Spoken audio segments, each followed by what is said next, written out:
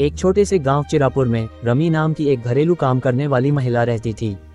वह हर सुबह सूरज के साथ उठती और दूसरों के घरों में झाड़ू पोंछा करती, बर्तन साफ करती और खाना बनाती।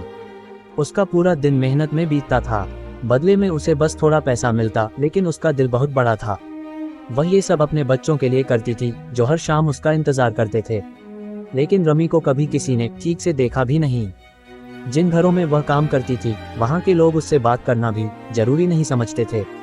अक्सर कानों में बातें पड़ती, ये तो बस नौकरानी है।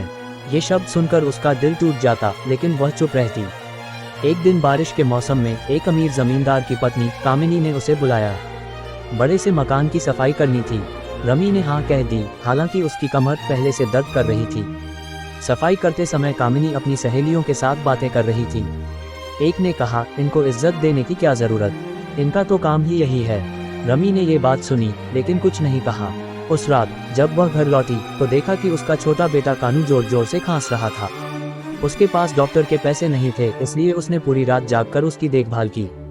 जिन हाथों से वह दूसरों के घर साफ करती थी, उन्हीं हाथों से उसने अपने बेटे को सहलाया। अगले दिन जमींदार के घर में आग लग गई। पूरा गांव इकट्ठा हो गया, लेकिन कोई भी अंदर जाने की हिम्मत नहीं कर पाया। कामिनी चीख रही थी, मेरी बेटी अंदर है। रमी बिना कुछ सोचे दौड़ पड़ी।